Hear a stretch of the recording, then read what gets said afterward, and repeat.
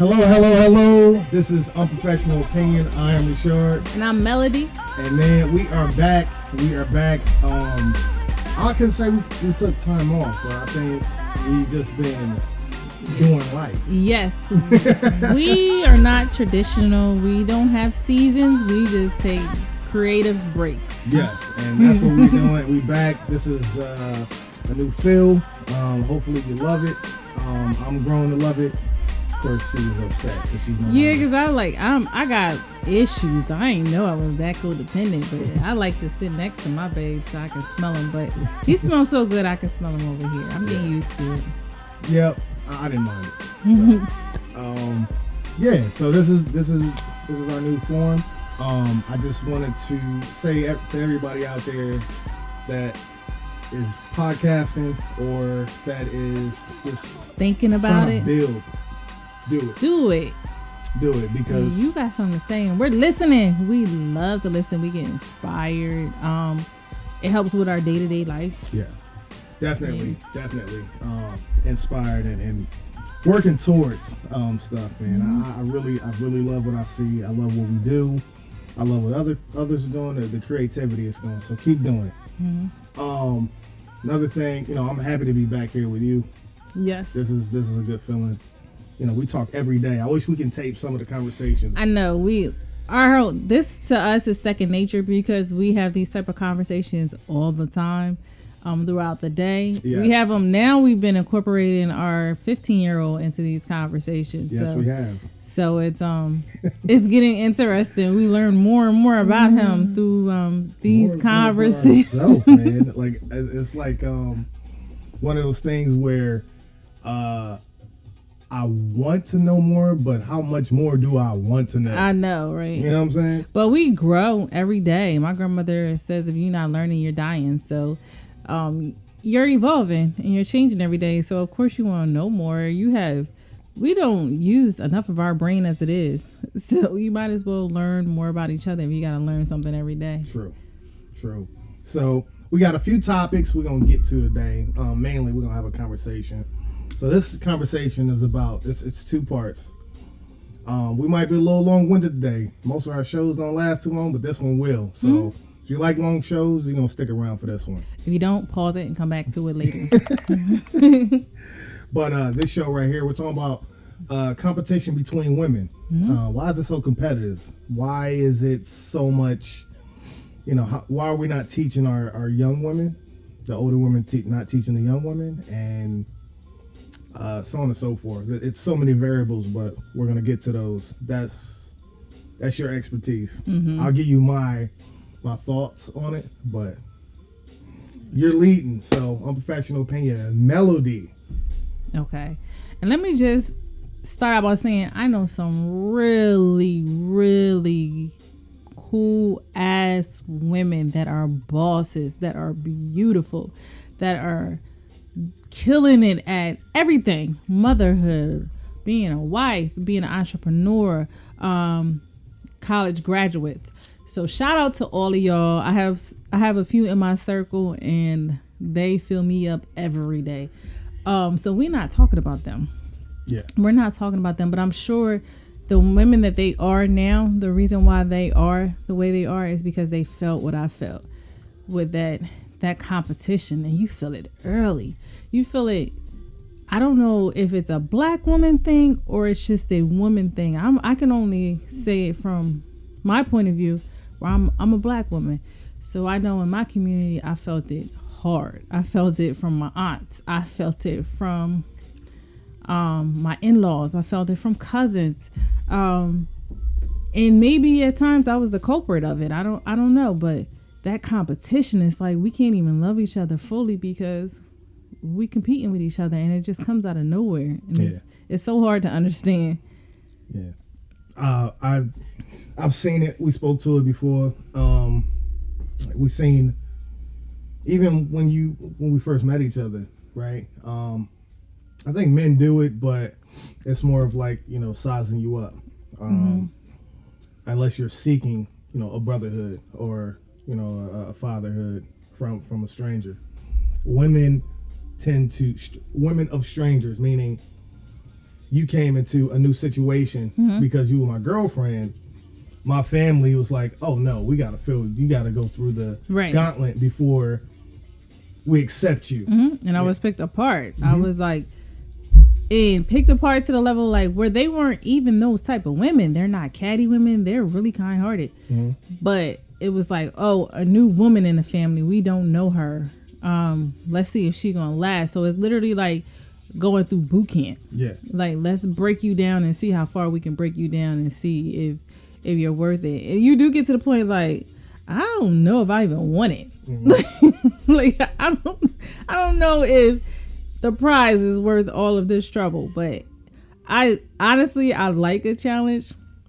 And I always like, I was a thin woman. I've talked about this before. And in my community, being thin, this is the crazy part of it. Like, coming from my family structure that I grew up in, being a thin woman was like revered. My mom took me to modeling school. My cousins were tall. My mom was tall. I went to modeling school with my cousin. I have a few cousins, male and female, that actually modeled. So I had a cousin that did a Dove commercial when she was younger. So they seen that I had similar bone structure and my feet were big as hell. So they're like, okay, we're going to, and you're awkward. So we just going to, you were going to teach you how to walk and get out there and do that. So I always felt comfortable about being thin and tall, and moving to a different city, moving to California, and then moving and being introduced to women that thought a different body structure in a black woman was ideal. I developed insecurities that I never had before. And I just never understood it, because I'm like, I want the man that's in your family, so we're not in competition. Right. Like, we're not. You don't want him because he's your family. Right. You have, and they had men, so it's like, I don't know why we're competing, but it's literally like we're in competition with this for this invisible prize.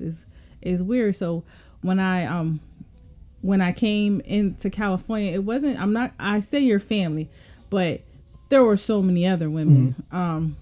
I think I said this before. I went into a bathroom and I heard these older women at the sink washing their hands, and they were when I went in the stall, they were talking about how I was so thin no man would ever want me. And I was just like, whoa, y'all like 40 years old. Like, y'all men might not want me, but how do you know? How do you speak for the whole? but that's the thing. So let me stop you right there. You might have been. That's where the competition come in play, right? Yeah. Because, yeah, you probably think your man, and you don't want their man, right? But the issue is, they don't have that youthfulness you have. Yeah. They don't have that bone structure. They don't have a 6-pack. They don't have because they're a little older. They got to work a little harder for it, where you just got out of bed. So, where does that, because I don't believe you have that in you. I've never seen you treat, quote unquote outsider or stranger like that. Do you feel that it's because you posed a threat at that time and that's why they reacted that way? I believe I don't have that because I was never taught that. Like, I never, even in my own family, my mom always taught me I couldn't be jealous of. Being jealous of a relative, my cousins, my sisters, was self-hatred. So I kind of took that to further, like, if you're a woman, you're my sister. So being jealous of another woman is self-hatred. Yeah. If I'm hating something that you have, that's because I hate something within me. So let me work on that part of me and figure out why that bothers you. That part of you bothers me so much. Right. And that was drilled in my head from like very young. Like, if a relative that I was close to got their hair done, and I'm like, oh, it looks so pretty, I want to get my hair done. My mom was like, just be happy she got her hair done and be happy with your hair. You will never walk around being jealous of something that somebody else has. If If you're a family member, anybody in your family does well, any woman does well, you are doing well. It's a achievement for all of us, not just one of us. So that's how I've always celebrated things. And I don't know why my mom had that in her, and my grandmother was the same way. I don't know why they had that in them, but they always put that in me. And I remember even like someone telling me, you're like the ugliest one out of all your sisters. And I was like, then my sisters must be fine as hell, because I look good. But yeah, so wow. You got to be a bold person. But why do you think they felt comfortable enough to say something like that? I've always known that because I was so comfortable in my own skin. Like, even when I would hear women talk about my size, I've even heard people say, my figure and my face, my features are ideal for a white man. Like, if I wanted a man to be attracted to me, it would probably be someone outside of my race, which I think is insulting.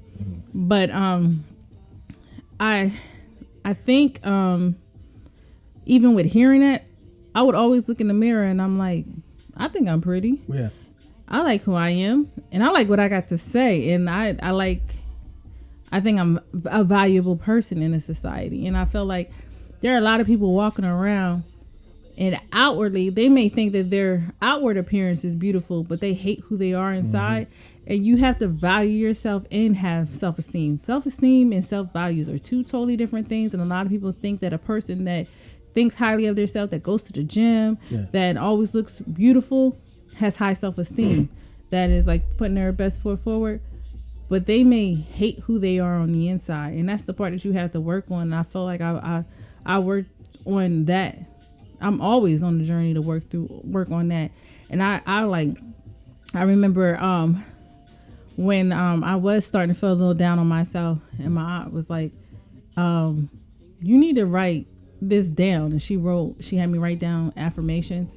I put it on the mirror, and I would have to say that to myself. She would make me say it to myself every time I went to the bathroom. You are beautiful. You have something to offer. People want to hear what's in your brain. People care what you have to say. Yeah. And I would say that over and over again, because she was like, you always thought you were beautiful. Don't let nobody from the outside tell you that you're not, just because you don't shape like everybody else. But I think people think that when you're different, it's ugly. Yeah, absolutely. And I was different. Yeah. And I didn't care. Like, I enjoyed being different. I think I've heard it before. A teacher told me a long time ago. She said, never keep smiling. I told you about I drew the picture. And she said, it looks just like you. You know, you're always smiling. It resembled you. To hear, you know, your parents say that all the time, you know, because you're beautiful, you're smart, you know. As I got older, I started hearing the word cute. Yeah. Like, I'm not. You're cute. And I heard it a lot. And I'm like, why do you get to tell me what I like? Like, one, who are you to give me a critique? You know, and it's funny because the people that, when I did get it, it was like, I'm interested in you, but a little bit. Yeah. You know what I mean? And, like, and you should be happy. Yeah. That I'm interested in you. But now it's funny because I see some of them now and I'm like, you wish. And that's not a dig, but it's just like, I'm so much more than what I look like. I'm so much more than what you see on the outer shell. You know what I mean? That's what a husband is. I create comfort. You are supposed to think I am the most beautiful thing, right, handsome thing in the world. That's the way I feel about and you. And I do. And honestly, that was one of the reasons why when we got together, I could not, like, anyone making me feel down. I was just like, well, I have my prize and he thinks that I'm beautiful and I think I'm beautiful. So that's two people, and the only two people that probably matter in this whole world. So I really don't care. Yeah, because less is more. That's right. And that's how it works. Less is more. I've I felt with that. I felt that, you know, and but to see it from a woman's point of view, women are competitive. You did a powder puff girl thing, and how competitive they were. It was just like, wow. We should have had pads on. Yeah, and gloves. I had to fight somebody at a powder puff football game and got kicked out because someone wanted to, like, they was trying to, like, squish my face, and I'm like, first of all, I'm really strong, so that's not gonna happen. but it was just crazy because I thought we were going out there and playing a fun game. That's always my mindset. I'm always like, oh, you know, let's go out here, let's have fun, ladies. I'm pumping up the team, and we get out there, and I'm like, oh wait, these bitches is playing. Like, yeah, they was serious. They tried to tackle each other at one point. And like, first of all, you're not catching me. I did hurdles. Sorry, you're not catching me. But at this point, it was the why can't I think of it? I know football. I don't know why they had you on the line. That didn't make sense because you were like, well, they had me playing soaking wet. They had me all playing offense and defense line. Yeah, that made no sense at all. It was definitely like should have been like wide receiver. It's like black girl. No, I should have been running back. Our running back was slow. This guy, he had a store, and he was like, yo, you come and work for me, you know, I'll pay you, you know, X amount of dollars, you know, a day just to come watch the store, you know, while he was going. He's like, meet me here at 11 o'clock, blah, blah, blah. And I never went because I thought I was doing the right thing. But I realized I did the wrong thing because I had an opportunity to meet more people in my neighborhood. So I lost that aspect. But on the flip side of that, my dad was already teaching me how to sell candy at school. Yeah. He was teaching me how to sell chips and all that other stuff, but I didn't know how to sell. Right. So I missed out on the opportunity thinking we were in competition because I was already selling stuff. Mm-hmm. But I missed out on a different aspect of what it's something else that goes along with stores. You know what I mean? I think sometimes I close people off that could be really good friends, really good mentors to me, because I'm so used to, for me, it has been older women and people of my age that have been in competition with me. I've come girls that are younger than me or that are coming up. They are like super open to coming to me. That's never been a problem. But women my age and older have always, like, throughout time, given me that pushback. And currently I've been meeting so many solid women that are just like really want to empower one another. And I'm closed off to them at first because I'm so used to being open and being treated bad. It's like I have to remind myself, like, open yourself up. Like, if they say that they want to reach out to you, reach back out to them. If they say they would like to have lunch with you, call them, have lunch. If they're asking you how you're doing, tell them how you're really doing. Don't say I'm good. Mm-hmm. Like, because I am in that zone now where I do have solid women around me, and I've met more, and I'm just like, let me open up a little bit and let me take this guard down, because it has, like, it's painful when you see, like, dang, everybody wasn't raised like me. No. Like, I think that's one of the scariest things about being a parent. Like, I'm like, okay, I can raise my son to be the smartest kid, most prepared, which he's not, but I can raise him to have all these great attributes, and, you know, he'll still be in competition with somebody that has less of a chance but no more people. Yes. Or it's just more popular. Or just people just gravitate to that energy. Yeah. You know what I mean? Yeah, and sometimes it's... So it's because we are conversation starters. Mm-hmm. We are not the end all be all. We don't try to solve anything, right? Mm-hmm. So to close this conversation, let's talk about it. Let's be more open. Let's be more friendly. Right. And I just think that we need to bridge the gap. There are a lot of things that women in the generation beneath us have to teach ourselves, because we look at them as competition. What are they competition for? What is it? What prize are we trying to get? What is the consolation? Like, if it's for male attention, then that's ridiculous, because a man is going to like what he likes. And I'm a stern believer that the man that I like, that is for me, is going to like me.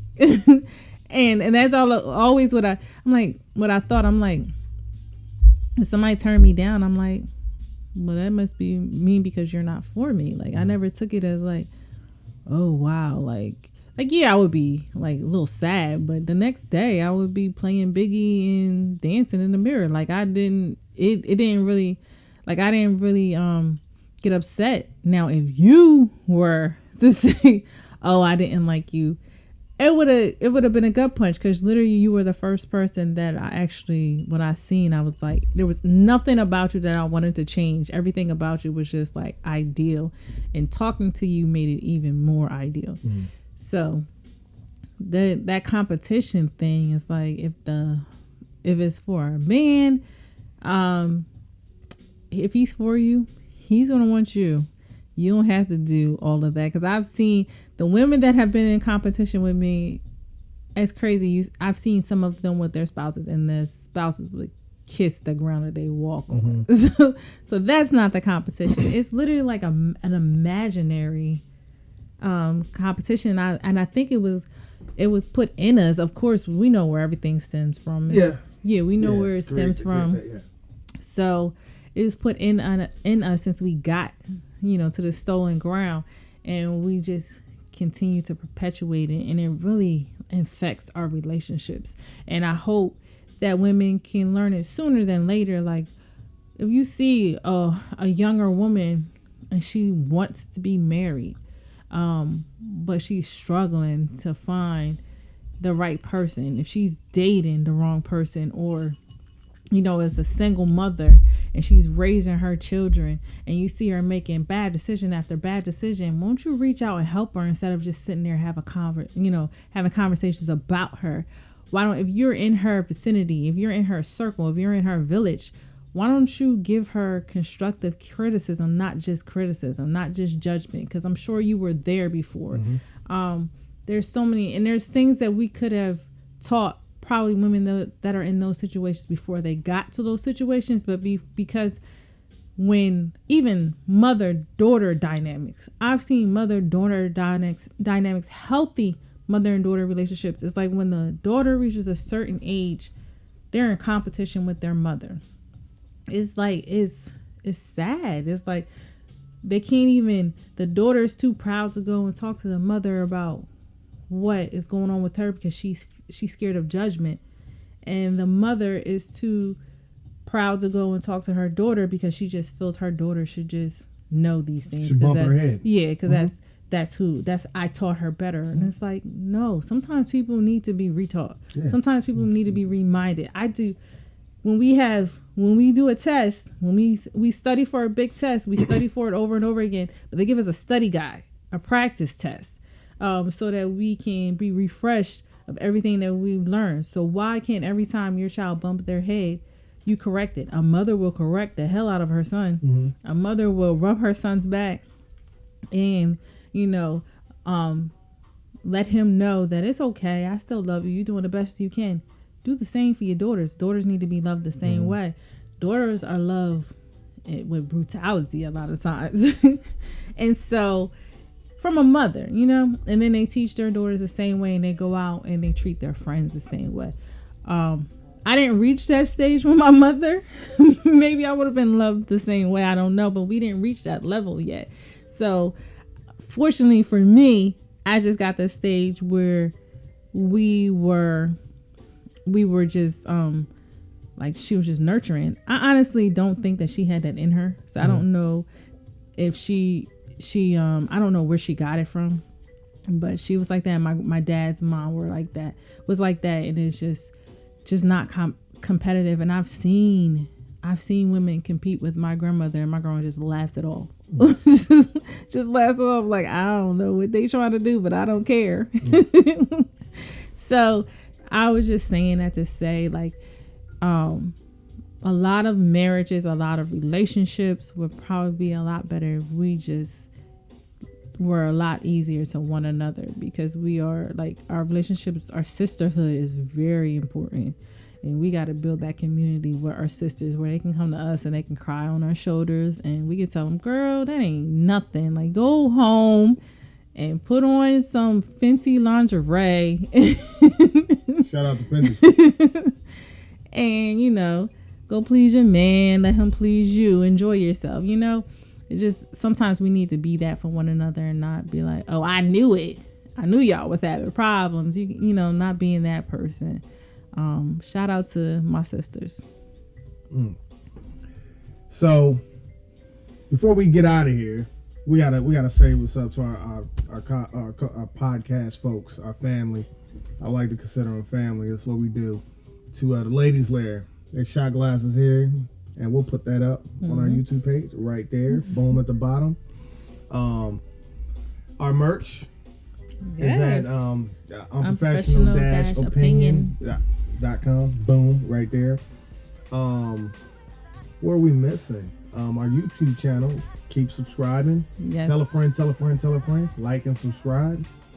IG channel, IG page, our Facebook page, Unprofessional Opinion. Listen to us on Anchor, Spotify, Yes.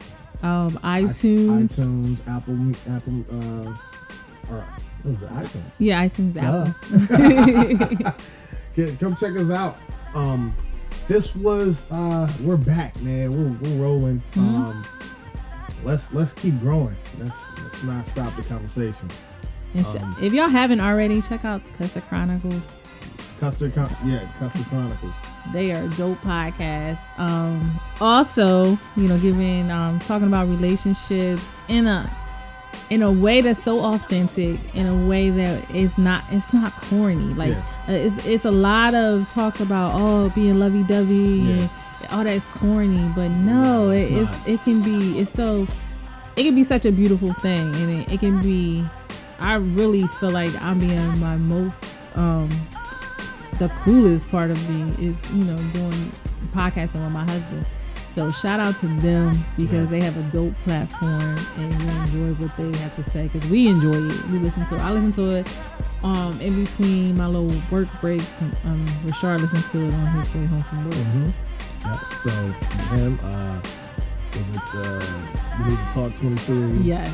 LP, Ladies Lair, Erica with a C, Uncle Dolomite, All Day Long. Well, we got a ton of them, man. And we just keep pushing. Cold Red. My God. Gotta keep going, you know. We talk a lot about music, so you want to hear intelligent conversations from intelligent people? You gotta turn them on. Yes. And they're gonna be right there at the bottom. So we're gonna put them out there. Let's continue to grow. Let's push this out. I am Rashard. And I'm Melody. This is Unprofessional Opinion. Thank you for listening. Thank you for watching, subscribing, liking on IG and Facebook. Come back.